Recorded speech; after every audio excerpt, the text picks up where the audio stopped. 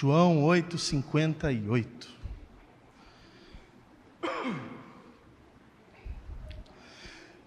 Diz assim: disse Jesus: em verdade te digo, antes que Abraão fosse, eu sou. Até aqui. Pai, em nome de Jesus, abençoa-nos com a Tua palavra agora. Tens nos abençoado através dos louvores. O Senhor abençoou essa comunidade com as orações. Eles Te adoraram em tudo que foi feito. Esperamos com desejo ardente no coração que a Tua palavra nos venha, de modo que sejamos transformados. Tudo em nós mude a partir dessa Tua palavra. Abençoa-nos desta forma em nome de Jesus. Amém. Amém. Bem, nesta nova série de mensagens, o 7 Eu Sou de Jesus, pretendo caminhar aqui no Evangelho de João em pelo menos 7 afirmações que Jesus faz a respeito de si mesmo. É muito importante que, antes disso, eu trate, a título de introdução desta série de mensagens, a mensagem que vou trabalhar hoje.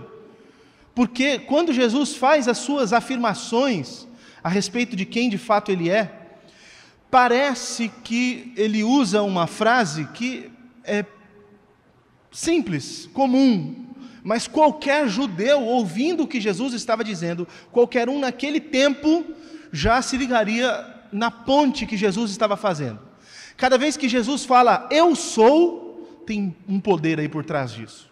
E eu acho que a mensagem, ou as mensagens, não ganhariam o peso que de fato elas têm, se nós não compreendêssemos o que Jesus quer dizer quando Ele fala, eu sou. É muito importante que a gente compreenda isso.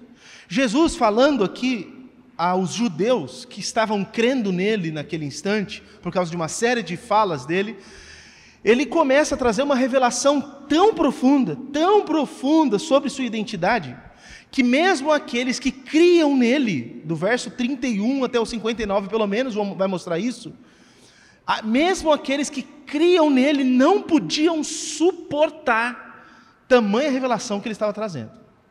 Jesus estava se aprofundando tanto na sua pessoa, que isso começou a ficar inadmissível para aqueles que estavam crendo em tudo que ele vinha falando até então. E o que eu quero dizer com isso? Olha, é uma pena, mas nem todas as pessoas podem suportar as revelações mais profundas a respeito de Jesus. E por que isso? Porque essas revelações, elas contrastam algumas crenças, valores que temos. Elas vêm e desmontam, ou precisa que haja um desmonte de coisas que criamos antes. Mesmo a nossa credulidade, mesmo o fato de falarmos que acreditamos em Deus, mesmo o fato de sermos evangélicos, mesmo o fato de frequentarmos uma igreja, quando somos confrontados com a revelação da pessoa de Jesus, tudo isso fica em xeque, porque a pessoa de Jesus é a coisa mais importante que tem em tudo. E muito do que formamos da nossa base de crenças e valores não tem nada a ver com Jesus. Foi justamente por isso que Jesus foi perseguido o tempo todo pelas pessoas que naquela época mais conheciam de Deus. Os religiosos. Todo religioso judeu da época de Jesus, grande parte dos religiosos, dos que estudavam Deus, dos que se debruçavam em entender e conhecer a Deus, eles foram confrontados e se viraram contra Jesus, quando Jesus começou a dizer quem Ele era. Por quê? Porque se nós não formarmos tudo o que cremos e pensamos a partir da pessoa de Jesus, todo o resto cai por terra. É por isso que o Novo Testamento vai dizer que Jesus é a pedra fundamental, é aquela na qual se inicia uma construção, e distante desta pedra, ou sem essa pedra, a construção vai ficar do jeito errado. Jesus é a pedra angular, é aquela que dá início para todo o restante. Inclusive, a Bíblia diz que se nós não estivermos fundamentados em Jesus, se Ele não for a base, todo o restante da construção não vale nada. Mas se Jesus for a base, ainda que a construção não seja da forma mais adequada, haverá salvação para esse indivíduo.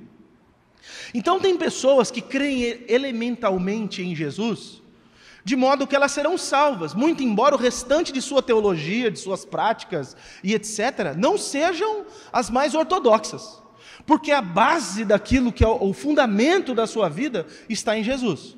Em contrapartida, outros constroem uma religião, uma forma de viver sua espiritualidade muito bonita e aparentemente piedosa, mas como Cristo não é a base disso, tudo isso no juízo vai ruir. Que foi o que aconteceu com os fariseus. Alguém aqui consegue ter uma religião mais piedosa que algum dos fariseus da época de Jesus? Nenhum de nós, eu acredito. Pelo menos todos que eu conheço aqui, eu acho que não. Nem eu, nem vocês. Nós não conseguimos seguir tudo como eles faziam, mas o todo deles não estava alicerçado na rocha, que é o próprio Senhor Jesus, ou a revelação de sua pessoa. E é muito importante que nós entendamos, portanto, que nem todos podem suportar a revelação de quem é Jesus. Porque ela vem justamente confrontar muitas coisas que nós já cremos. Por que eu estou falando isso? Porque se naquele tempo as pessoas se escandalizaram, hoje também vão. Muito se fala sobre fé, sobre religião e etc., mas se isso está destituído da verdade quanto à pessoa do próprio Senhor Jesus, nada disso vale. E é por isso que Jesus, aqui nesse capítulo 8, ele vem, ele quebra tudo. Conforme ele vai fazendo as afirmações, ele vai deixando os judeus doidos. Cada coisa que ele fala, ele confronta uma coisa, e os caras se viram contra Jesus ao ponto de falar, você está endemoniado. Jesus fala, não, é que na verdade eu estou trazendo a verdade para vocês, e vocês não podem suportar a verdade. Como vocês não são da verdade, vocês obedecem o pai de vocês. E o pai de vocês é o diabo, porque ele é mentiroso desde o princípio, ele não tem nada com a verdade. Se vocês fossem da verdade, vocês creriam no que eu estou dizendo, porque vocês entenderiam tudo. Inclusive, que vocês alegam que vocês são filhos de Deus, se vocês fossem filhos de Deus, vocês não estavam fazendo o que vocês fazem comigo. Jesus vai pegando tão pesado com eles, tão pesados, que Jesus no final aí do capítulo 8, olha, versículo 59, então pegarem pedras para atirarem nele, mas Jesus se ocultou e saiu do templo. Se Jesus não tivesse fugido, tinha morrido apedrejado aqui, só por falar verdades absolutas, que para aqueles que o ouviam era um absurdo, porque ele já tinha um sistema tão fechado, que era impossível que a verdade chegasse no coração deles. Então o que eu quero propor a vocês? Muito embora eu creia que a verdade seja absoluta, eu não creio que o nosso entendimento seja o mais exato sempre. Não creio que a nossa percepção sempre seja a melhor e a mais adequada. Isso significa que nós sempre devemos estar abertos a coisas novas, inclusive atentos a coisas que nós dizemos que estão erradas, porque elas podem ser as certas, enquanto nós afirmamos que elas são as erradas. A verdade é absoluta, mas a nossa percepção é relativa. E se eu não leio tudo, eu vou falar sobre isso em um dos dias, em um dos pontos dessa série de mensagens, é justamente isso. Se Jesus não for o óculos com o qual lemos toda a verdade, tudo é furada. Se o próprio Senhor Jesus não for o óculos com o qual nós lemos tudo, tudo é furada. Toda a nossa religião é vã, é inútil, está fadada à ruína. Então precisamos ter essa percepção. Acontece que naturalmente nós não temos. Por quê?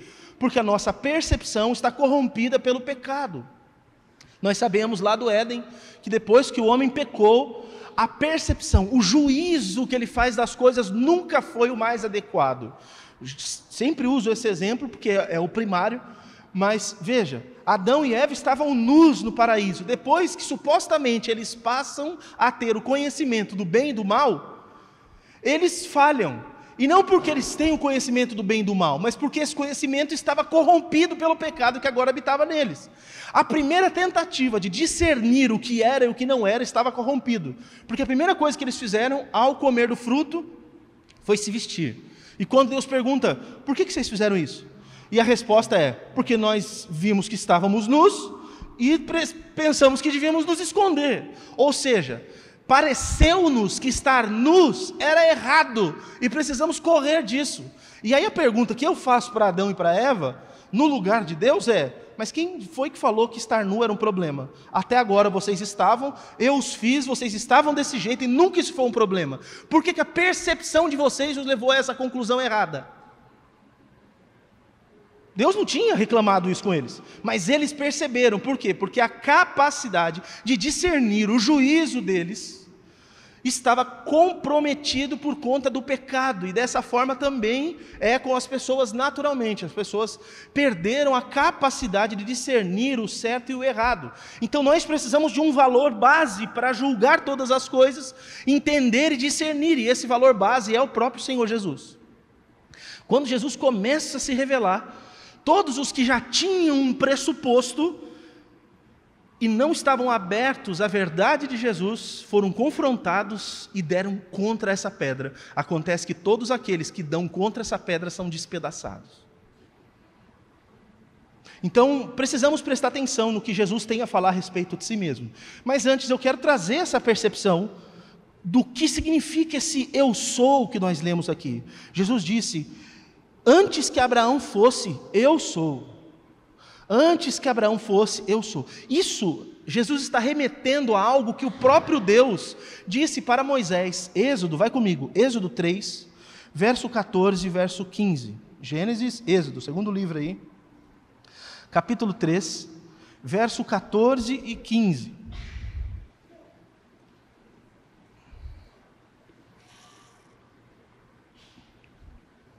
Deus acabou de se manifestar para Moisés, lá naquela sarça ardente, e disse para ele que ele haveria de voltar para o Egito para livrar o povo das mãos do faraó. Moisés fica desesperado com isso e fala assim: tá ok, eu vou falar com o povo que isso vai acontecer. Quando eu chegar lá, eles vão me perguntar quem é que me mandou fazer isso. E o que eu digo a eles? É isso que está posto. Êxodo 3, versículo 14 e 15. Disse Deus a Moisés: eu sou o que sou. Disse mais: assim dirás aos filhos de Israel: eu sou, me enviou a vós outros. O nome de um Deus no Antigo Testamento não era só o título dele. Saber o nome de um Deus no Antigo Testamento significava saber qual era a sua natureza, para que ele servia, qual o seu poder, qual o seu alcance. Então, por exemplo, Baal, que era um deus invocado pelos cananitas, e que os próprios israelitas vão se prostituir também invocando o nome dele. Baal, a palavra Baal significa senhor, dono. Este deus era invocado principalmente pelo povo da agricultura, porque acreditava-se que ele era o deus da chuva, da colheita, da fartura e da abundância na agricultura. Então o povo que vivia dessa economia naquela época invocava Baal. De outro modo, pessoas que tinham problema com fertilidade, ou tinham um sonho de ter filhos, por exemplo, invocavam uma deusa, Astarote, que era a deusa da fertilidade. Cada deus era invocado para uma questão, como por exemplo, os nossos irmãos católicos, cada um deles, muitos deles aliás, invocam, pelo menos aqui no Brasil, santos que lhes valham num momento específico e pertinente da sua vida. Ontem, nostalgicamente, eu fui assistir o Alto da Compadecida de novo. É um dos filmes que eu mais gosto. Eu choro horrores assistindo aquele filme, de verdade, choro. Acho emocionante, bonito, por causa de ser poético, a dureza da vida deles, etc. E quando eles estão com uma cachorrinha morta na mão, eles vão ter que invocar uma santa, ou um santo, que lhes valesse, ou que lhes valesse, aliás. E aí eles falam, não é assim, valha-me São alguma coisa. Aí a moça para e fala: mas qual é o santo que ajuda a gente para o cachorro? O outro fala: eu acho que é o São Francisco, porque ele que gostava dos animais, né? Valha-me São Francisco, porque invocou o nome de um santo que era pertinente a uma situação específica. Eu não esqueço da minha infância de ver muita gente pegando estatuetinha de Santo Antônio. Já se ligaram. Colocava, acho que de ponta cabeça dentro do não sei o que lá, para casar, não era isso? Alguns de vocês, sempre que faziam uma coada de café, já separava um pouquinho ali para o Santo Expedito? São Benedito? O que era, mãe? Benedito? São Benedito. Separava. Outro, quando ia tomar uma cachaça, ainda derrubava um golinho assim. Esse é para o santo. Sempre buscando alguma coisa. No Antigo Testamento era assim também.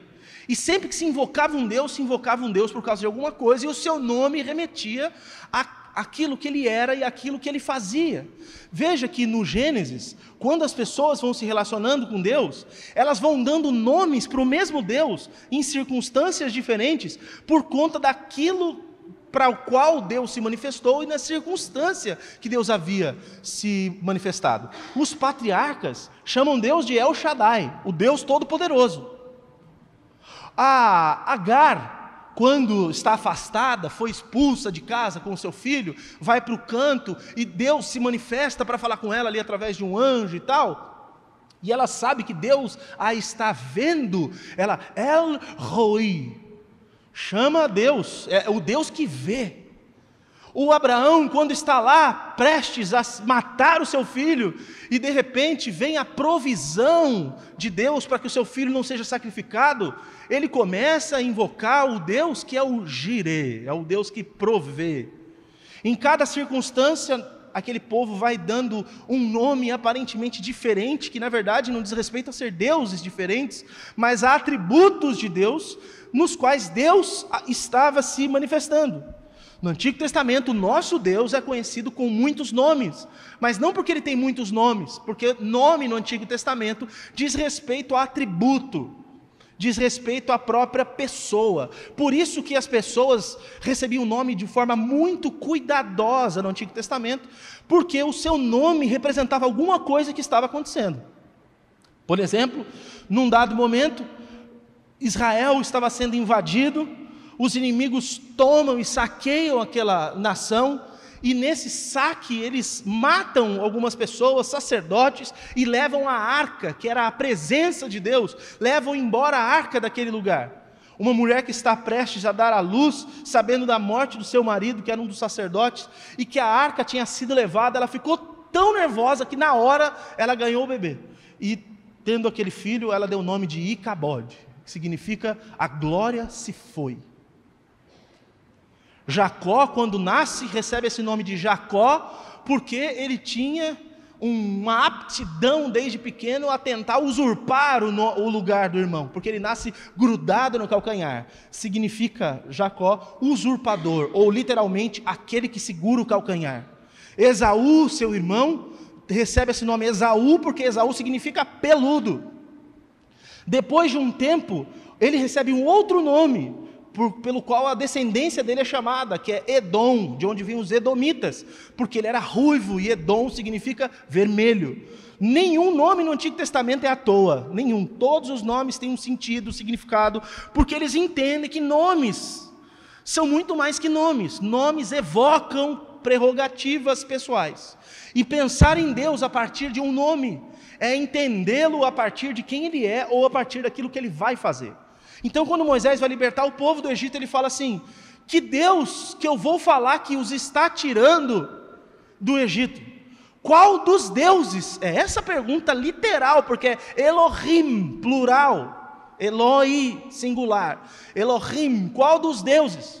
Esse povo morou no Egito, está acostumado com um monte de deuses. Que Deus que eu vou falar que está tirando eles? Que tem esse poder, que tem essa capacidade, essa suficiência para livrar alguém da mão do faraó, que é o homem mais poderoso do mundo. Então Deus responde: você vai falar que eu sou, está enviando. Ou seja, aquele que é autossuficiente, aquele que tem poder para tudo e qualquer coisa, aquele que é independente de qualquer coisa, é esse quem está lhe enviando para fazer esse tipo de trabalho. Então Deus começa a se manifestar como aquele que é suficiente por si mesmo, que não depende de nada, nem depende de ninguém. E é muito interessante que essa palavra eu sou o que sou, ou eu sou, é daí que vem aquele, vocês já me ouviram falar muito sobre isso, é daí que vem o tetragrama sagrado. Tetragrama são 4 letras 4 consoantes que formam o nome de Deus no Antigo Testamento, de onde, forçando muito a barra, chega no nosso Jeová. Em hebraico é o YHWH. Junta com as vogais da palavra Senhor em hebraico, que é Adonai, e aí fica algo muito próximo do que a gente entende hoje como Jeová. Então, qual seria o nome de Deus no Antigo Testamento? Jeová, ou esse YHWH. Esse nome de Deus é derivado de eu sou o que sou. Então, o que significa Jeová? Eu sou o que sou. O Deus todo suficiente, imanente e...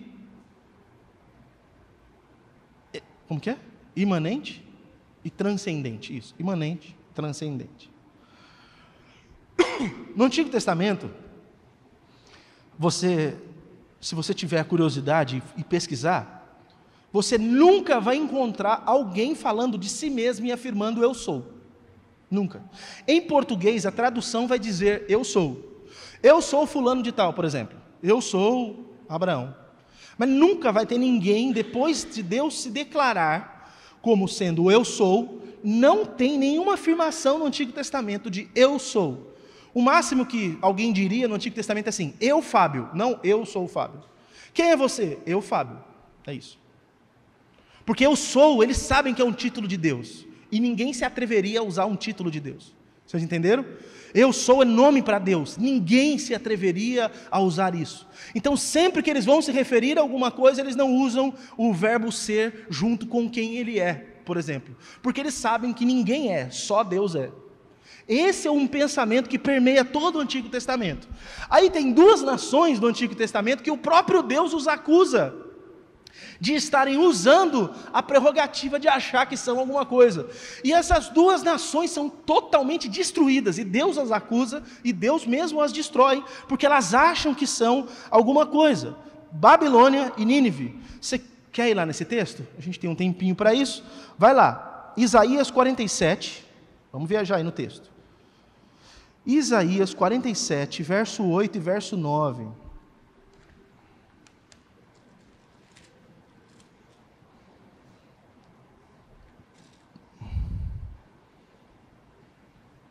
Falando sobre a Babilônia. Ouve isto, pois, tu que és dada a prazeres, que habitas segura, que dizes consigo mesma, eu só, ou eu sou, e além de mim não há outra. Não ficarei viúva, nem conhecerei a perda de filhos, mas ambas essas coisas virão sobre ti num momento, no mesmo dia, perda de filhos e viuvez. Virão em cheio sobre ti, apesar da multidão das tuas feitiçarias e da abundância dos seus muitos encantamentos. No contexto, Deus está falando assim, você acha que você é poderosa e todo mundo tem medo de você, porque você tem suas bruxarias, você tem as suas coisas e as nações tremem diante de você. Mas eu desafio você a fazer alguma coisa. Pode ser que alguém tenha medo, mas diante de mim você será destruída, porque você acha que é, mas não é. Nínive, lá em Sofonias, eu desafio quem vai achar isso sem procurar no índice. Ó, só dei uma dedada aqui, já cheguei, ó. E minha Bíblia não está marcada, hein? Se tiver com o celular também está fácil. Sofonias, capítulo 2, versículo 15. Diz assim, cadê? 2,15. Esta é a cidade alegre e confiante, que dizia consigo mesma, eu sou, e não há outra além de mim. Como se tornou em desolação, em pousada de animais. Qualquer que passar por ela, assobiará com desprezo e agitará a mão. Mas por que isso acontece com essas cidades? Volto para Isaías, só que agora 45. Isaías 45, depois de todo esse trabalho, pastor, de sair de Isaías, tem que voltar? Tá fácil, irmãos. Isaías 45, 6, diz, para que saiba, até o nascente do sol e até o poente, que além de mim não há outro. Eu sou o Senhor e não há outro. Só o Senhor pode dizer eu sou, mais ninguém.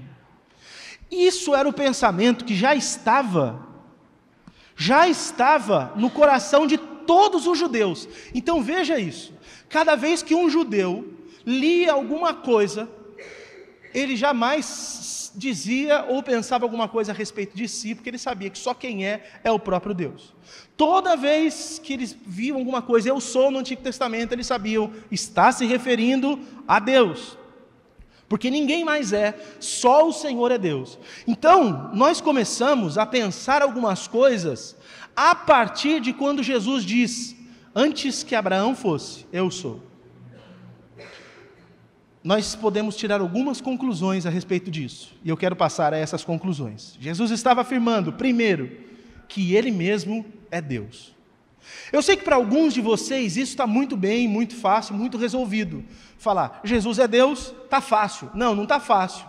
Falar que Jesus é Deus é realmente um absurdo, e não foi à toa que os judeus quiseram apedrejá-lo, por ele afirmar que ele era Deus. Porque nós estamos falando de um ser humano. Irmãos, Jesus é 100% ser humano. Alguém 100% ser humano afirmar, eu sou Deus, ele é louco ou não é? Ou ele é louco ou ele é Deus mesmo. Mas se ele for Deus, nós encontramos um problema pior do que se ele for louco. Olha só, vamos pegar uma situação aqui. Quantos de vocês acreditam que o Henrique Cristo é de fato Jesus? Alguém aqui acredita? Que o Henrique Cristo é Jesus?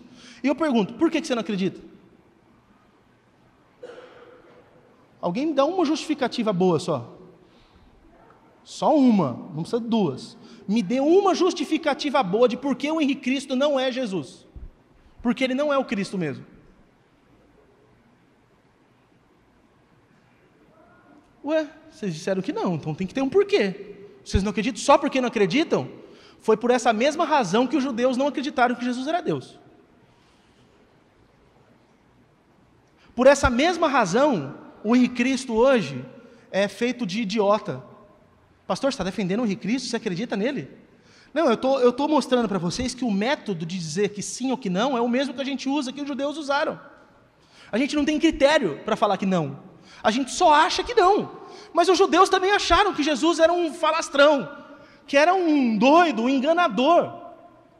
Hoje, alguns homens fazem milagres na TV.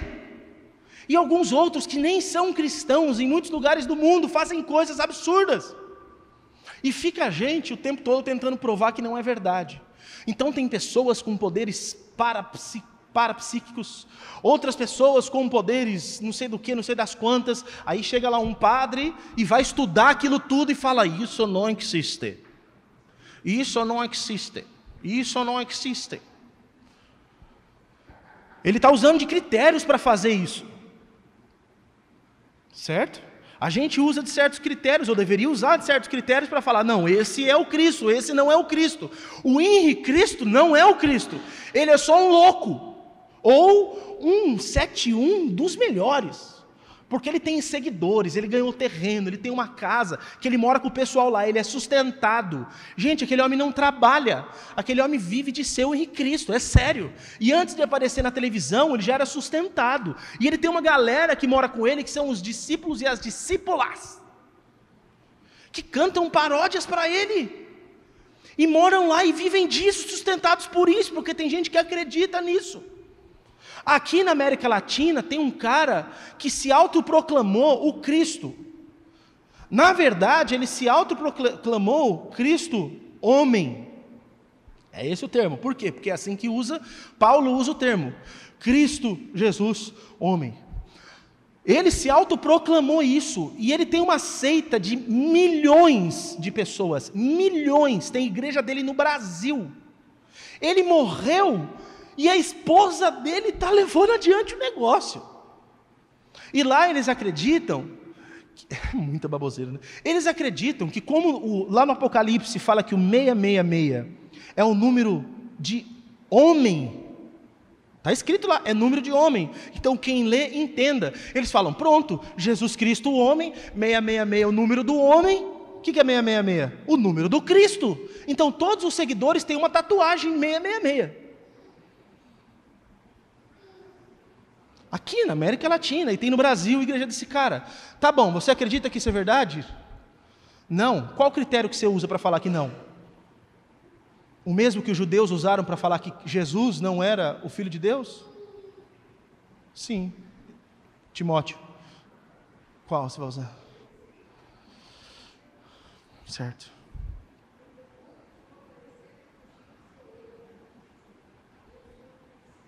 Muito bom. Falsos messias aparecerão. Então, tomem cuidado. Palavra de Deus, palavras de Jesus.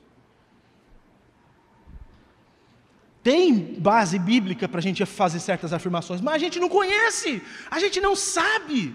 Nós não conhecemos profundamente a verdade, nós não conhecemos profundamente a revelação da pessoa de Jesus. Então nós não temos critério para falar, como os judeus não tinham. Eles conheciam a Deus, eles conheciam um monte de teoria, mas não conheciam profundamente a Deus. Quando o próprio Deus vem e se manifesta, eles falam, não, não é Deus.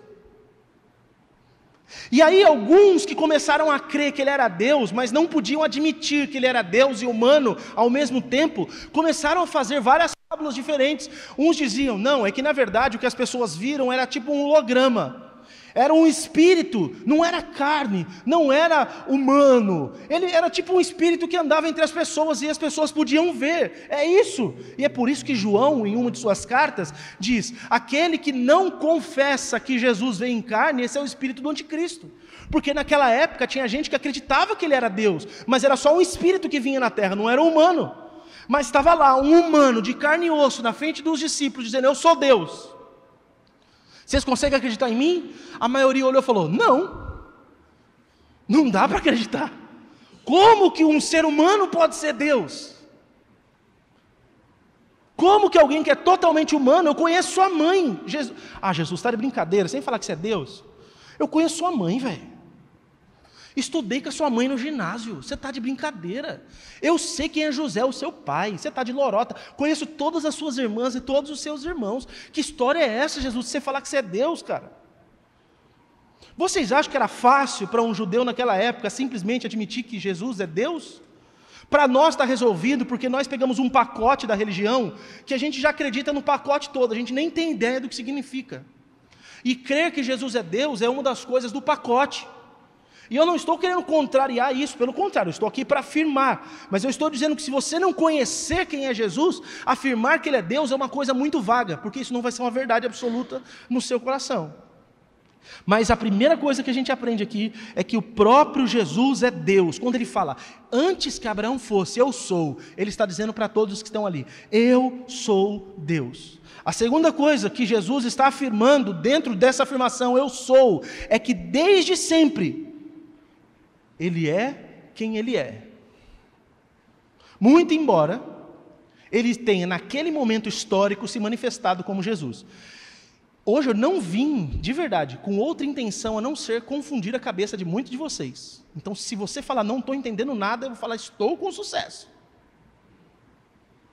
Jesus é a manifestação física de um Deus que sempre existiu. Jesus sempre existiu? Não, porque Jesus é um humano que nasceu filho de Maria. Mas o Cristo, o Verbo, aquele que estava ali manifestado em carne, antes de ser carne, já existia, e existia na eternidade. Quem é, por si, não é o que veio a ser um dia, mas é o que sempre foi. É por isso que a carta aos Hebreus faz uma afirmação a respeito de Jesus maravilhosa. Vamos lá. Se bugar, a gente reseta.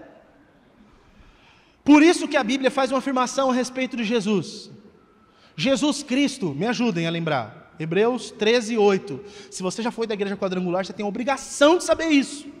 Porque está na placa da igreja quadrangular. Jesus Cristo é o mesmo. Então agora vocês vão falar sozinhos. Jesus.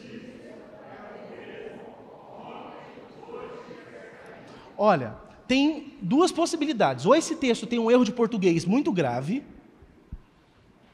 uma concordância muito errada, ou está falando de uma coisa que é além do que a gente falou.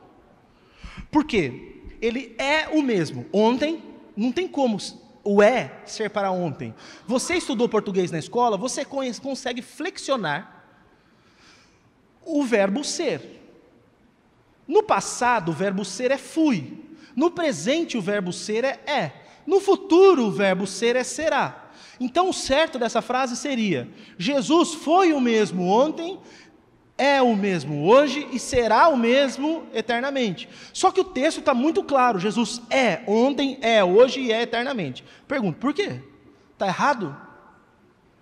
Não, está certíssimo. Mas do que está falando? Está falando de alguém que antecede, inclusive, a criação do tempo. Se você quer saber mais sobre isso, tem alguma mensagem minha, assiste lá no YouTube, vai assistindo, vai dando play nas minhas pregações, porque uma delas eu expliquei muito sobre isso, e hoje eu não vou me debruçar para falar muito sobre essa questão do tempo. Preguei sobre as prisões do tempo, era esse o tema da minha mensagem. A questão do tempo é uma invenção de Deus. O tempo foi criado por Deus. Quando Deus existia na eternidade, não existia nem tempo. Não existia lugar e não existia tempo. Olha que coisa maravilhosa. E é bom você pensar isso, não para que você consiga entender tudo, mas para você ver a grandeza de Deus. Porque se você achar que você tem que entender 100% do que é Deus, você não está acreditando em Deus, está acreditando no ídolo. Deus é Deus justamente porque a capacidade de pensar sobre Ele e de limitá-lo não existe. Não tem como colocar Deus numa caixa e falar, ó, isso é Deus. Não. É por isso que é o eu sou. Eu sou está para além de qualquer explicação. Mas vamos lá. Antes de Deus criar todas as coisas, Deus estava onde? Antes de Deus criar o planeta, antes de Deus criar o universo, Deus estava onde? Nele mesmo. Porque não existia nada. Antes de Deus criar o hoje, o ontem, o amanhã, quando é que Deus estava? Sempre. Porque não existia tempo, não existia espaço, não existia lugar, não existia nada que se calculasse. Deus existia em si mesmo, Deus de sempre. Jesus, antes de vir como um homem, já era Deus na eternidade. E quando ele fala, antes que Abraão fosse, eu sou, ele está dizendo assim, Abraão passou a ser porque fizemos que ele fosse. Antes dele passar a ser, antes que Abraão fosse, ou seja, antes que ele fosse tornado no que é, eu sou. Ele não diz antes que Abraão fosse, eu fui. Ele não está falando antes que Abraão fosse, eu fui criado no passado, como os testemunhas de Jeová afirmam, que Jesus é a primeira criação de Deus. Jesus não é a primeira criação de Deus, Jesus é o próprio Deus, e portanto, Jesus existe desde sempre. Quando invocamos Jesus nesse lugar, a gente não está falando de um profeta só. A gente não está falando de um ente que um dia foi criado, o mais sublime dos criados por Deus. Nós estamos falando do próprio Deus que existe desde sempre. Quando invocamos e cantamos, quando dizemos que cremos na presença dEle aqui, nós estamos dizendo que cremos na presença daquele que é desde sempre. Houve algum momento em que Ele não era como Ele é? Não, Ele sempre foi como Ele é. A única diferença de Jesus ao longo do tempo é que em um momento histórico Ele se encarnou, e Ele passou então a ter também corpo humano. Porque talvez alguns de vocês aqui já se escandalizem, mas Jesus morreu e foi para o céu, e Ele não é só espírito, hoje Jesus tem um corpo. Tem gente que acha que Jesus é uma alma, que aparece aqui uma alma que vem aqui e assombra o povo, um espírito. Jesus não é um espírito, Jesus morreu, ressuscitou, ressurreição é corpo, gente. Ganhou um corpo, só que o corpo, de acordo com Paulo aos Coríntios, no capítulo 15, o corpo de Jesus, que é igual ao corpo que nós teremos na ressurreição, é um corpo glorificado, é um corpo diferente desse nosso corpo, não é passível de ser destruído por nada, é incorruptível, usando as palavras de Paulo. Ele recebe um corpo e com esse corpo ele vai para o céu. Como isso funciona? Não sei. Não sei, gente. Mas tem um corpo no céu? Tem, o de Jesus. E só o dele. Só o dele. E os outros que estão no céu? Está só a alma lá deles. Mas e o corpo? Vão receber no dia da ressurreição. Quando Jesus vier, os mortos vão voltar e vão ressurgir e vão ganhar corpos. Mas quem tem corpo hoje? O primogênito, tanto da ressurreição, quanto aquele que fará isso em todos. Jesus é esse. Pastor, mas você está confundindo muito minha cabeça. Então você não conhecia nada de Jesus, porque eu só estou falando o beabá aqui de ser crente. Não estou nem aprofundando ainda. Eu não saí da introdução. Estou olhando para o tempo e falando, não vou conseguir pregar hoje. Não saí da introdução, nem entrei nos pontos. Eu vou ter que largar isso para os outros dias, o que eu ia falar hoje. Precisamos conhecer o nosso Senhor, o Senhor Jesus Cristo. Ele não é qualquer coisa. É por isso que a gente tem que se alegrar, falar assim, eu sou crente mesmo. Porque tem gente que acredita num deusinho que cabe numa estátua. Tem um outro que acredita num deusinho que é um animal, é um rato, é um boi, é qualquer coisa. Mas o nosso Senhor, Ele é Deus que existe desde sempre, é o Criador de todas as coisas, tem tudo na mão dEle, tudo que existe veio por meio dEle, sem Ele nada do que foi feito se fez. Se nós soubermos o tamanho, a grandeza desse nosso Senhor, de falar o nome de Jesus a gente treme. É por isso, irmãos, que nós cantamos, está escrito na carta de Paulo aos Filipenses, lá no capítulo 2, fala que naquele dia, quando Jesus vier, todo joelho se dobrará e toda língua confessará que Jesus Cristo é o Senhor. E quando diz que Jesus Cristo é o Senhor, vão dizer assim, todos aquele dia vão ter que dizer, o Senhor Jesus Cristo é o próprio Jeová. Ele não é o Senhor de um pronome de tratamento, o Senhor, a Senhora, mas Ele é Deus, isso significa Senhor, Ele é Deus, Ele é o próprio Deus, Ele é o Jeová. Todo mundo vai confessar isso, até os que o negaram. Até os que o crucificaram, até os que hoje fazem piada do nome dele, naquele grandioso dia vão confessar, e você tem a alegria de agora já poder confessar que Jesus Cristo é o Senhor. Isso é tremendo. Você vê o que nos foi dado, irmãos, a grandeza do que nos foi dado. Isso estava oculto aos olhos dos sábios, mas aprouve a Deus dar essas coisas a nós, os pequeninos. E isso confunde os sábios, porque os cientistas, os filósofos, os inteligentes estão lá quebrando a cabeça, tentando entender as mônadas, tentando entender o mundo das ideias, tentando entender todas as coisas no campo da filosofia e da ciência, e não conseguem entender Deus. Aí vem um ignorante igual eu, igual você, e descobre, porque nos foi revelado, e fala assim, Jesus é Deus. Como assim? Ele é Deus. Ah, mas Jesus é o filho de Maria. Não, o filho de Maria é aquela carne lá, mas antes do Jesus já existia Deus, e Deus só virou carne um dia. Mas como que é isso? Aí você responde igual o Alto da Compadecida, eu não sei, só sei que foi assim. Eu só sei que foi assim. Jesus é Deus, Jesus existe desde sempre, tudo que é só é porque Ele fez, tudo que é porque Ele tornou. Só quando Ele fala, eu sou, Ele está dizendo, o único absoluto sou eu, todo o resto é relativo, porque tudo que é, ou que aponta para si como ser, é condicionado ao que foi feito. Eu sou o único que sou o que sou, porque nunca não fui o que sou. Todos nós só somos o que fomos tornados. Veja, o que eu era antes de conhecer Jesus? Um pobre pecador. E agora, o que sou eu após conhecer Jesus?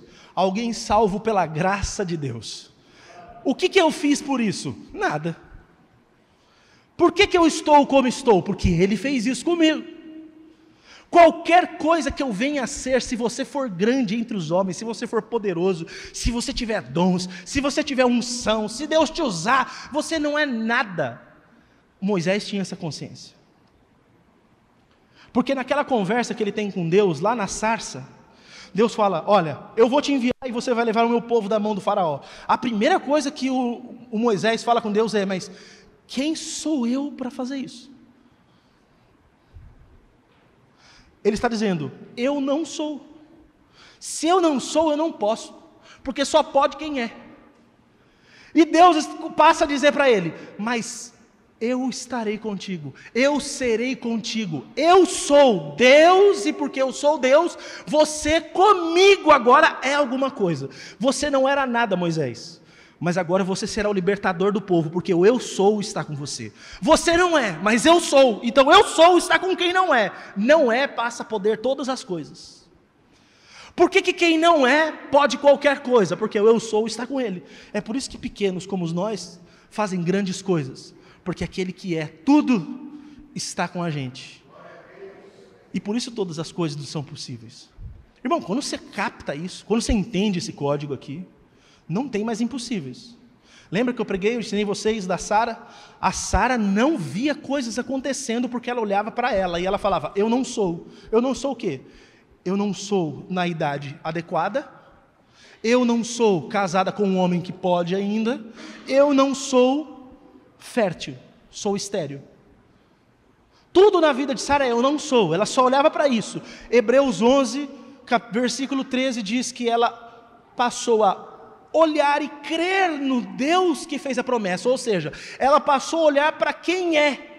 E quando ela olhou para quem é, o fato dela não ser já não significava mais nada, porque quem era estava dizendo para ela que sim. Acabou a conversa, pronto. Pela fé, você que não é, passa a ser, mas todos os que são, só são, porque quem é, de fato, está com ele. Só quem é o próprio Senhor, só ele pode dizer, eu sou. E eu posso dizer o quê? Duas coisas, ou eu estou, ou eu sou porque fui feito. Não posso bater no peito e achar que sou qualquer coisa. É por isso que quando Deus nos dá alguma coisa, a gente não fica vaidoso, porque eu não tenho nada que eu não tenha recebido. Você tem dinheiro? Deus te deu. Você tem saúde? Deus te deu. Não, mas eu tenho uma saúde de ferro. Deus te deu. Mas o meu dinheiro, Deus te deu. Ah, mas o meu dom, Deus te deu. Toda boa dádiva procede do Pai das luzes, em que não há sequer alguma sombra de variação. Tudo que temos, temos porque recebemos. E Jesus, tudo que tem, tem porque é Deus. Ele tem desde sempre, porque Ele é. Estão gostando desse trem aí? Vocês estão entendendo tudo? Não. Então estamos indo bem. Se está entendendo tudo, tem coisa errada. Ok, vou falar mais uma coisa aqui, a última para vocês. Quando Jesus fala, eu sou, Ele está dizendo algumas coisas. E a última delas é que Ele se revelará mais profundamente na medida da necessidade humana. Jesus se revelará mais profundamente na medida da necessidade que temos. Os patriarcas precisavam de um Deus que podia o que eles não podiam. E por isso Deus se revelou como El Shaddai, é o Deus Todo-Poderoso. Eu já disse, o Abraão precisava de um Deus que substituísse o filho dele, e, portanto Deus se manifesta como Jeová Jireh. A Agar precisava de alguém que a visse no dia da sua aflição, e por isso Deus se manifesta como El Roi. Cada uma das circunstâncias, como a de Gideão, pedindo para que não houvesse mais as guerras que tinha, recebem a manifestação de Deus como Jeová Shalom, um Deus de paz. Quando o povo pecador precisa que Deus intervenha, Ele mesmo diz, eu sou o Deus que o santifica, eu sou Jeová Mekadishkem. Cada necessidade manifesta uma virtude de Deus, e você conhece a Deus de acordo com as suas necessidades.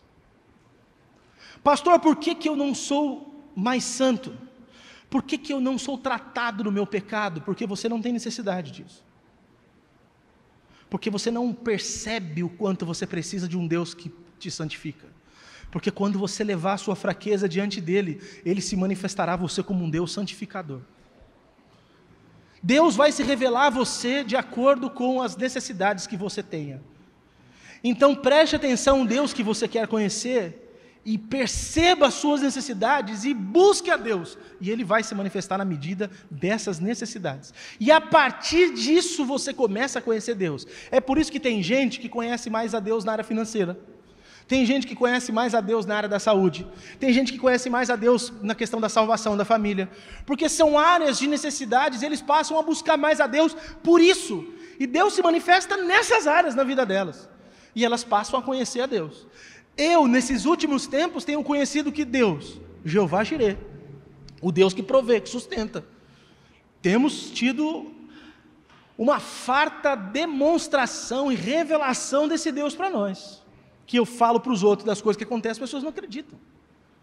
E eu tenho um monte de testemunha aqui das coisas que aconteceram. E alguns de vocês, pela minha experiência, têm conhecido Jeová Jireh. E aí, ao longo dessa série de mensagens, o que é que nós vamos fazer? Nós vamos percebendo as necessidades mais básicas que temos enquanto humanos, vamos conhecer mais a Jesus, porque Ele se revela justamente nessas necessidades mais básicas, e Ele se demonstra como quem Ele é. E nós vamos passar ao longo dessa série de mensagens a estudar Jesus, afirmando, e vou explicar o que significa cada uma dessas coisas. 7 coisas. Jesus disse: eu sou o pão da vida. Jesus disse: eu sou a luz do mundo. Jesus disse: eu sou a porta das ovelhas. Jesus disse: eu sou o bom pastor. Jesus disse: eu sou a ressurreição e a vida. Jesus disse: eu sou o caminho, a verdade e a vida. Jesus disse: eu sou a videira verdadeira. Ao longo dessa série nós vamos passar por todas essas coisas. Vamos ver como Jesus vem suprir necessidades básicas de existência e o quanto podemos conhecer dele, ou seja, a revelação do próprio Deus para nós. Amém? Eu espero que vocês fiquem ávidos por conhecer a Jesus nessa série de mensagens. Vou encerrar minha mensagem de hoje aqui, porque não vai me dar para levar nada adiante. E espero que vocês fiquem ansiosos pelos próximos dias. Eu já estou desesperado para falar das coisas que quero compartilhar com vocês. Tá bom? Então que Deus os abençoe, que vocês saibam que Jesus é o próprio eu sou. Quem é Jesus? Se fôssemos afirmar, Ele é o que é. Jesus disse: eu sou. Amém? Então você pode ficar de pé, nós vamos orar.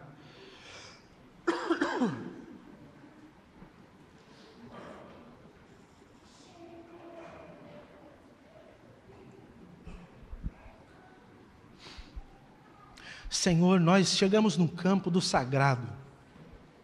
Nós pisamos naquela terra que Moisés também pisou, e o Senhor fez com que ele arrancasse as sandálias dos pés, porque por conta da tua presença, aquele lugar se tornara sagrado. Aquela sarça queimava e não se consumia, mostrando esse poder do Senhor de ser em si mesmo inesgotável. O Senhor se revelou de muitas formas, mas essa palavra é extraordinária, Senhor.